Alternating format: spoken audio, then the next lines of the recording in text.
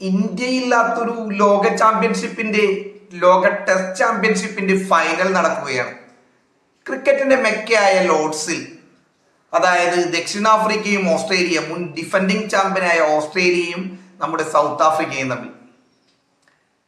South ആഫ്രിക്കയ്ക്ക് ഈ championship കിട്ടണമെന്ന് ആഗ്രഹിക്കുന്ന ജനങ്ങളായിരിക്കും ഓൾമോസ്റ്റ് കൂടുതലും ഇന്ത്യക്കാരെല്ലാം.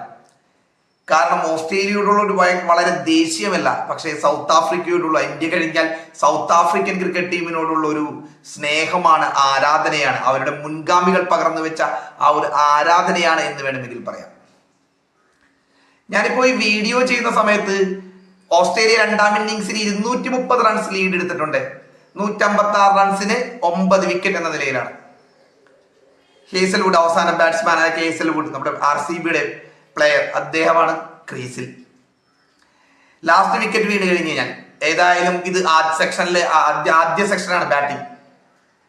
4ാം ദിനം കളി കുറച്ചുകൂടി ബാറ്റർമാരെ സപ്പോർട്ട് ചെയ്യുന്ന ഒരു പിച്ചായിരിക്കും, ആദ്യത്തെ ഇതുപോലെയുള്ള ബൗളർമാരെ സപ്പോർട്ട് ചെയ്യുന്ന ഒരു പിച്ചായിരിക്കില്ല എന്നാണ് പിച്ച് വിദഗ്ധന്മാർ, അതായത് വളരെ എക്സ്പെർട്സിന്റെ അഭിപ്രായം. 10 വിക്കറ്റുകൾക്കകലെ ഏതായാലും ഓസ്ട്രേലിയക്ക് വിജയം. ദക്ഷിണാഫ്രിക്കയ്ക്ക് ആ ഒരു റൺമല ഏകദേശം എത്ര അടിക്കുമെന്നറിയില്ല. അത്ഭുതങ്ങളൊന്നും സംഭവിച്ചില്ലെങ്കിൽ ഒരു 250ക്ക് അപ്പുറത്തേക്ക് ചെയ്യേണ്ടി വരില്ല എന്നാണ് ഒരു നിഗമനം. ആദ്യമായി ഒരു ലോക ICC ചാമ്പ്യൻഷിപ്പ് ഫൈനലിൽ ഒരു കപ്പടിക്കുവാനുള്ള ഭാഗ്യം. ഏകദിന വേൾഡ് കപ്പും T20 വേൾഡ് കപ്പും ഒന്നും അടിച്ചിട്ടില്ല. ലോക ടെസ്റ്റ് ചാമ്പ്യൻഷിപ്പും സൗത്ത് ആഫ്രിക്കയ്ക്ക് അഗ്രയാണ്. ഒരുപാട് പ്രതിഭകളുള്ള ഒരു ടീമാണ്. പക്ഷെ ഒരു ICC ഇവന്റിന്റെ അവസാനത്തെ സമയം കലമുടയ്ക്കുന്ന ഒരു കാഴ്ചയാണ് പല ടൂർണമെന്റുകളിലും കാണുന്നത്.